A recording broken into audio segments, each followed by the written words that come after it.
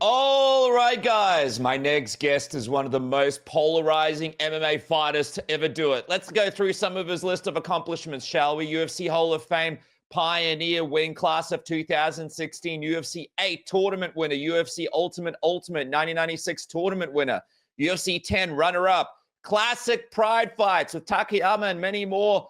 The Predator, Don Fry. Welcome back to Submission Radio, man. About damn time. What you been doing? Don, before we get into your career, some of the biggest moments, biggest fights, I got to ask you, what do you make of the new heavyweight champion, Jon Jones? Are you impressed with the fact that he is the reigning heavyweight champion? Obviously, that is your division. Absolutely, yeah. He's a great champion. He's a great champion. He's held the belt for years. No, the only persons that come close to touching him was what, Johansson out of Sweden. Other than that, he hasn't had a close fight. Do you think Tom Aspinall would beat him? I think it'd be a real good damn fight. That's for damn sure. I don't know if Tom would beat him. Heck, I know I've seen Tom fight, but I can't remember any of them. So, where I remember a lot of Jon Jones fights. His fights at DC are real good. Who do you think is the greatest heavyweight of all time? Who's the greatest heavyweight of all time when it comes to Don Fry's number one? Fedor, the Nogueira brothers. Nobody remembers the Nogueira brothers, and they are fantastic, man. They are fantastic, and they went through everybody that they stuck in front of them over there in Pride. And a lot of the guys that were in Pride, they came over to UFC and they lost. People don't realize they had already had a full career. They came in with 30 fights against top-notch guys. Every fight on the Pride card could have been a main event, anywhere else on the planet. Every fight. We had fans write in some questions, and one of the questions here is from Three Stripes.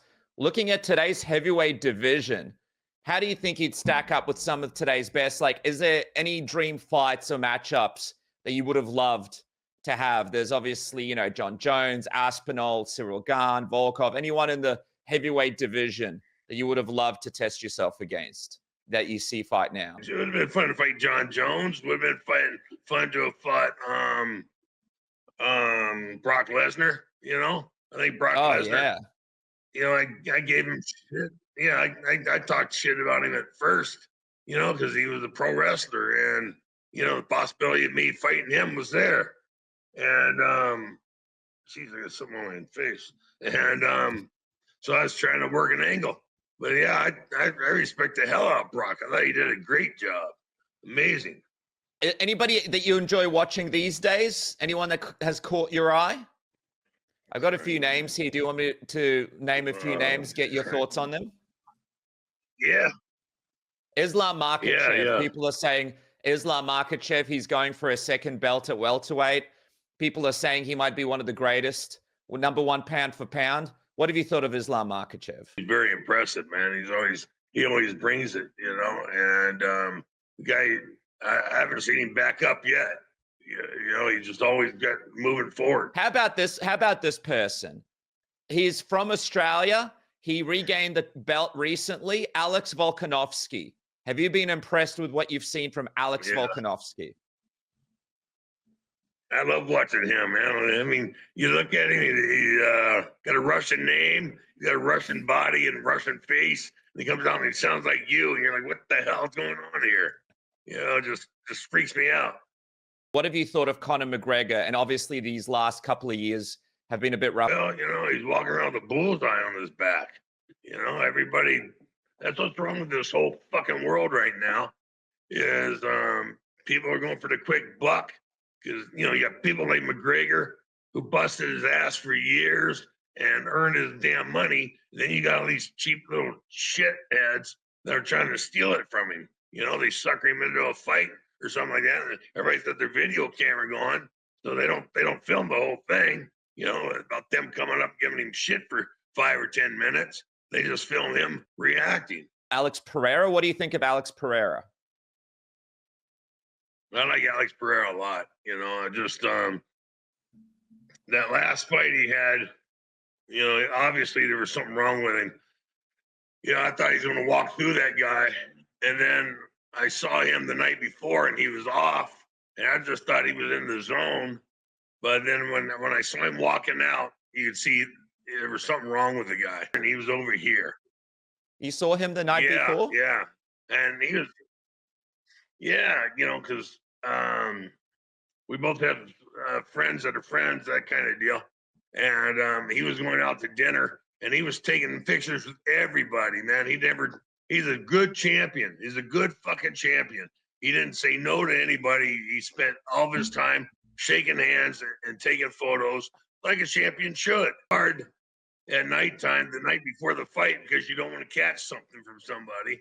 And it's obvious he already had something, and whatever he did, it made it worse. On his walk up, there was something off. Do you think the rematch looks different? Oh, absolutely. I think rematch, he'll take the guy in the first round. You know, the funny thing about Alex Pereira is I feel like he would be like a perfect fight that you would have had back in the day in Japan, right? Like he's a throwback to some of these old school legends that you used to fight. Because Alex Pereira, like yourself, will fight, you know, at the drop of a hat, no matter whatever injuries, he's always willing to fight. UFC has sort of taken advantage of that, right? Like they've put him in a lot of difficult matchups, and he's found himself in this position where he's bailed the UFC out a bunch of times, but now they're sort of not really maybe paying him back for all that work that he's done. What would your advice be to Alex Pereira? Well, if you're hurt, take the time off and heal up. You know, I never did. I always, you know, I popped the pills and kept going. You know, fighting through it, and that ended up making my career take a shit. You know, my record, and comes to find out the promoter don't give a damn. They don't give a damn about you. You know, I haven't got one Christmas card or birthday card from any promoter ever. You know, and I made them all a lot of fucking money. You know, I died in the hospital a couple of times. Nobody ever called me up and said, "How you doing? I hope you're better." So what happened in the hospital, Don? You died a couple of times. When was this? Yeah, that was back in 2016. I went in. I'd broken the rods on my back like 2 years before. And I'm so damn dumb. I didn't know. I walked around with broken rods, you know, for a year and a half, 2 years, and then they fixed it, and I was good for 4 days. And then I was awake and started complaining about a headache. And so they put me in for a CAT scan. I had a hemorrhagic stroke, you know. All right. And so they put me in a coma for a month to heal it up. And then, you know, then a couple months of rehab, you know, and then in the hospital, and then you go home and you keep doing the rehab. Yeah, I mean, while I was in a coma, you know, had a bunch of fevers, had pneumonia, had infections, you know, had a heart attack, Far out. had a defib. Yeah, I had a bunch of shit happen. I love how you're just laughing about all of it. How are you feeling today? Oh, I feel like $1,000,000. It's all loose change, but still $1,000,000. Are you doing better? Yeah, much better. Much better. Okay, good. Weird. I'm making a movie, doing a couple of movies. So I gotta shave this off and then grow it back for the other movie. So All right, well, let's have a look back on your career because I was looking through some of your most epic fights. I want to go to this one first. For people that don't realize in Pride, it's kind of like weight wasn't really a thing that they thought about. And I'm going to share this video here on the screen. You ended up fighting a man in Akebono. And I'm just going to quickly show a couple of highlights here of you standing next to this man. He was, how heavy was Akebono, would you say, when you were going in to fight him? Look at you over here and look at him next to you. I think he was down to like 585, something like that. You know, just a waif of his former self. What are you thinking in this moment as you're looking at him and you're about to fight him? I think, what a dumbass I am for signing this contract, you know? Should have kept my mouth shut. So But I here we thought that go. before most of my fights. Oh, really? Well, here we go. So the fight, obviously, Akebono just kind of tries to crush you here. You're trying to hit him with shots, but the man is just so damn big that it's basically like he's trying to sumo wrestle you here, right? Like it looks like he's just trying to push you up against the corner. How strong was he? Do you remember how strong he was? He's amazing. That's what he was. He was a Grand National Sumo champion. There was only 67 of them in the 10,000 year history of sumos. And so he was so fucking strong. It was amazing. His hands were gigantic, and he was like 6'11" and a half. You look up, you keep looking up, and it's the plan was to kick his leg and move around him. But the thing is, you kick his leg, and it's not just one step, two steps. It's like you got to run around that tree. Well, we're 5 minutes Like into the fight. We're 5 minutes into the fight here, and he's still pushing you up against the ropes. What's going on in your mind right here? Like you're 5 minutes into this world champion sumo wrestler who's about 300 pounds heavier than you, pushing you up for 5 minutes straight. What's going in your mind right here as we look at this footage? I had bronchitis, so I was having so much trouble trying to breathe, and when he leaned against me, I had a bad back to begin with, and he shoved me into the ropes and gave me whiplash. My head snapped, I mean, it was so powerful. It's incredible. He looks like he's getting tired here. So you must be like, all right, he might be getting tired. But again, he goes back to holding you up against the rope some more. So must be brutal with the sore back and the bronchitis that you're dealing with. I'm going to go to the moment here where you're able to reverse the position. You're able to sort of get into a spot where you're going to get him down here. Are you seeing how tired he is here? And you're like, all right, this is my moment to go. You kick the leg out from underneath him. Yeah, you hear his breathing. His breathing was labored, worse than mine. And you see the way he was standing and leaning on his leg, and he put that weight on the leg, and I just kicked it out from underneath of him, just at the perfect timing, or else God's gift to me. I got lucky. When you put that guillotine on, what are you feeling? Is he like, can you just tell that this guy's so exhausted, he's done? Or do you have to like really cinch that thing in and try and get him to tap? What was going on in that moment? Oh, I had to cinch it in tight, yeah, because thing is he's got a big, got like a freaking 25-inch neck on him. Yeah. You don't notice that because the rest of him was 70, 80 inches in diameter. So you don't notice a 20-inch neck, but once you get it underneath there, it's right there for you. Far out, man. Well, listen, I knew somebody that big would have problems pivoting off his knees, so I wasn't going to go around behind him. That's for damn sure. So I got lucky when I got in front of him. Pride was kind of one of those places where anything went, and you had a lot of classic fights. I want to bring this one up, though, because a bit of controversy in this one where you got eye gouged, right? Talk to me a little bit about this fight here between you and Gilbert Yvel here. So this was a tough fight, and eventually you got stopped because of eye gouging. I've got it up here on the screen. Obviously, you're on top of him here. He's going for your eyes throughout the fight. Break it down. What was going on in your mind as this guy was throughout the whole fight? From the fucking first time we tied up, he was gouging the eyes. And what happened was I had Brian Johnston. You see all the tape around my thighs? Yep. Yeah, Brian Johnston had a stroke, so I had to go finish his wrestling tour, and everything was going good until the last match. And I was wrestling Scott Norton.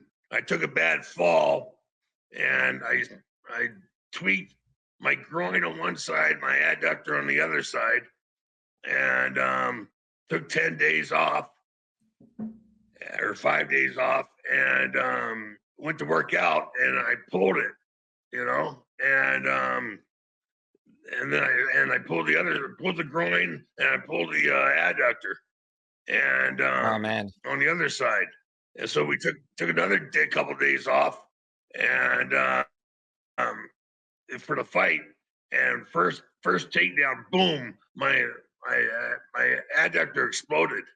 You know, Oh, because they had taped me up. They shot me lidocaine so I can make it out there. And that's what those wraps are all for. And so so this I had no lateral movement, none at all. so this guy keeps eye poking you and gouging your eyes here, and you're in the corner. We're about 14 minutes into the fight. You're holding him up against the corner here, and like and look at this. He's just going in there for your eyes Yeah, over and yeah. over and over. What are you thinking in this Oh yeah. moment? Like, you must be so pissed off and fed up with this shit. Oh yeah. See, there he is. There he's thumbing it. You know, Look at that. Oh, digging right it. You in see the him digging eyes. it in. Yeah, yeah. And I'm thinking to myself, I'm thinking, what the fuck? Where are the referees? What do they see? You know, can't they see what the hell's going on? I'm like, Yeah. I can't take much more of this. Then I got my other voice going, shut up, Fry. Don't say a fucking word. Quit complaining. Because once a fighter complains, he's out of the fight. It's over. The eye heals fast. No, the eye heals fast, so it healed within a week. That was my first fight back. You know, I'd left and did 4 years of pro wrestling. You know, so it was my first fight back, and it was a good fight. It was a good welcome back to the fight world for me. You know, by him doing that, it made me realize, hey, you know, this ain't pro wrestling anymore, shithead. You know, time to get serious. Things have changed.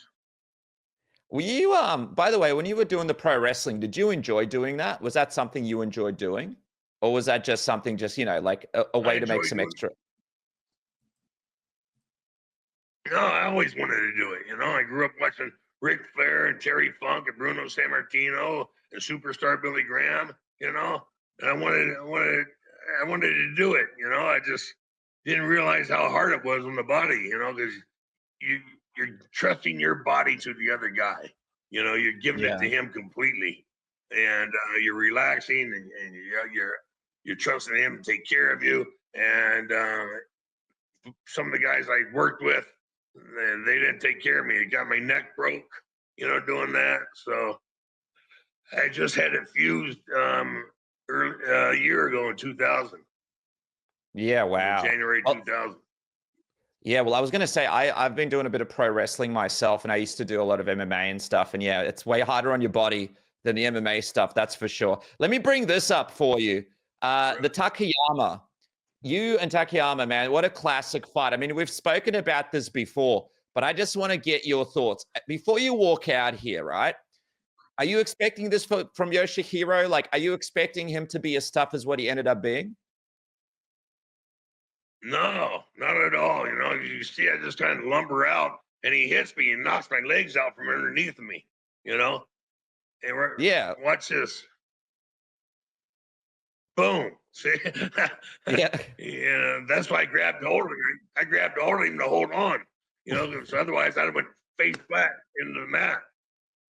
When you're landing these punches, are you like, how is he still standing?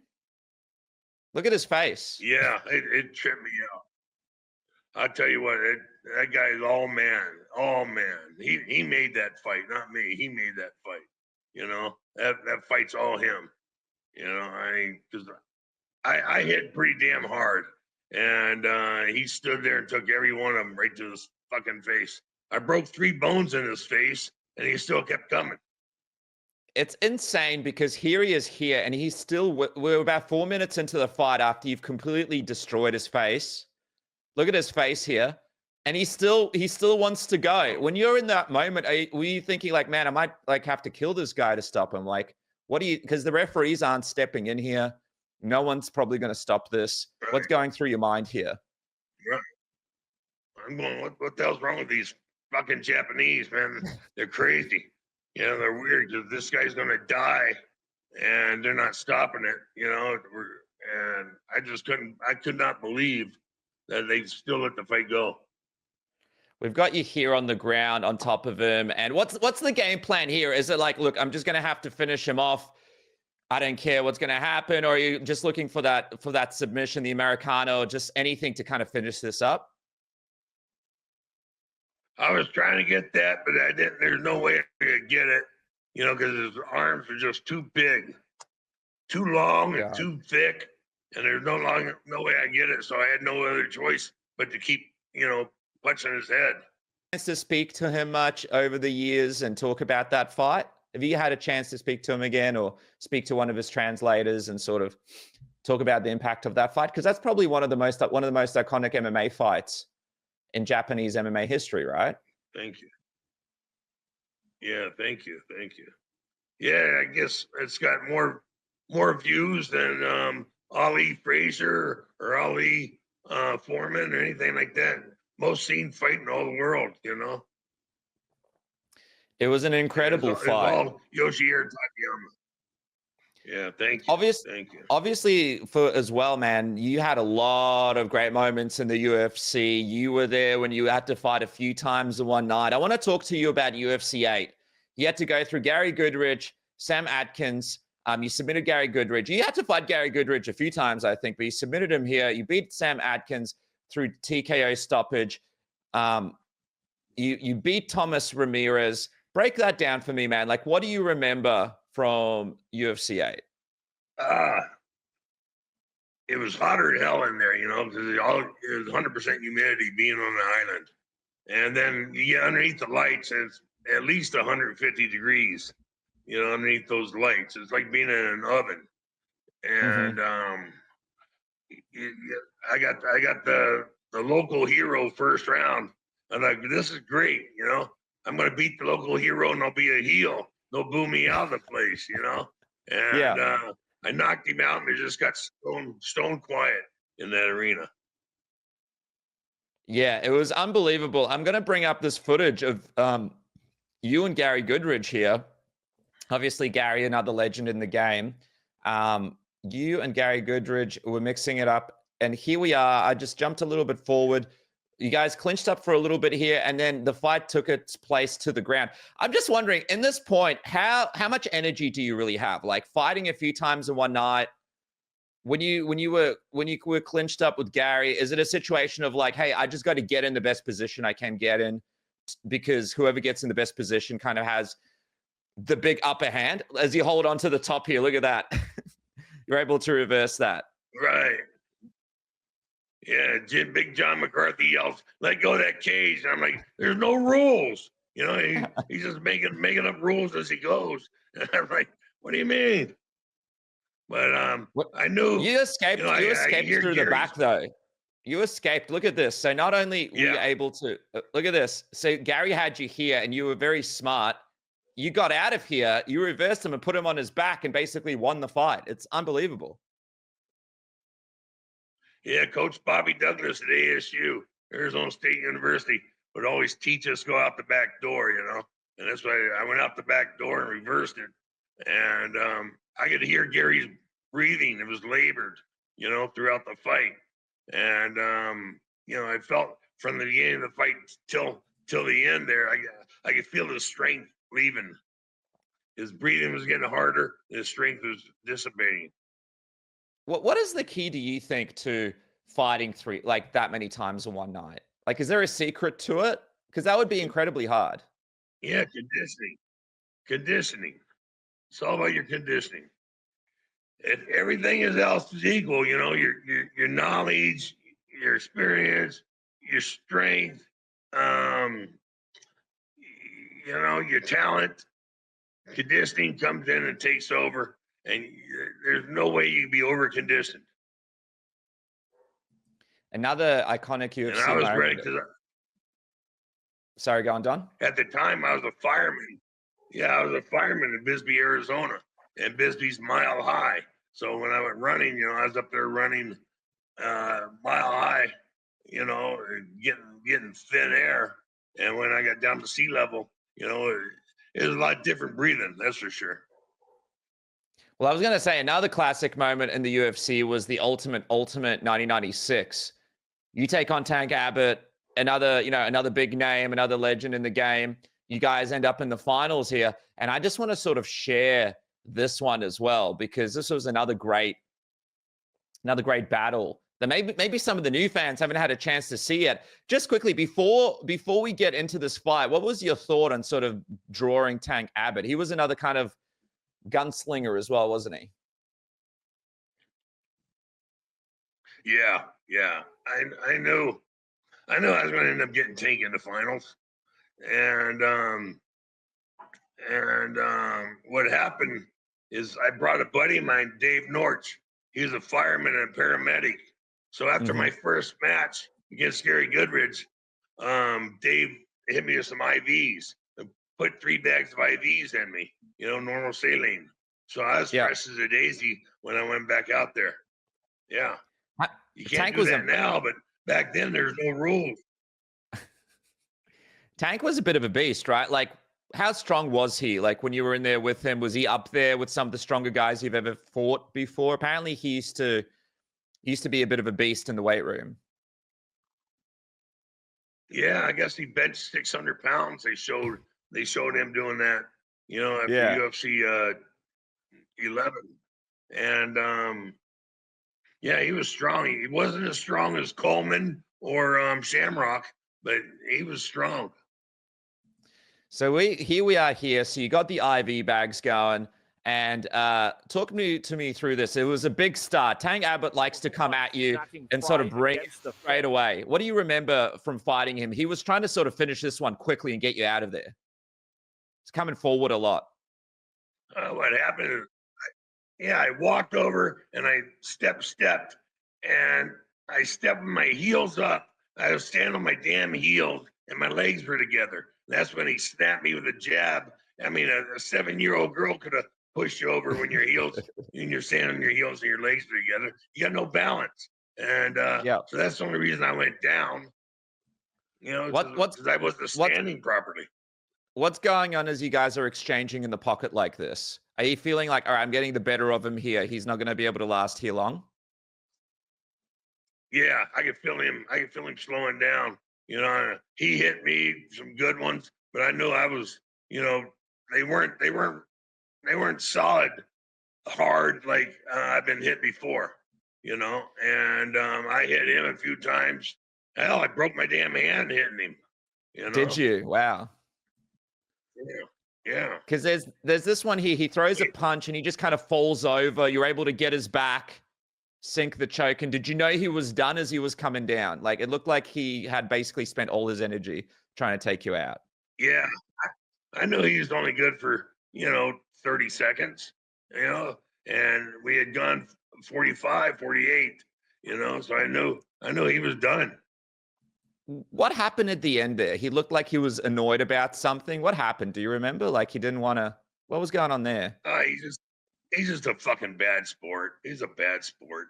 He pulled that shit the year before against Severn, in the first Ultimate.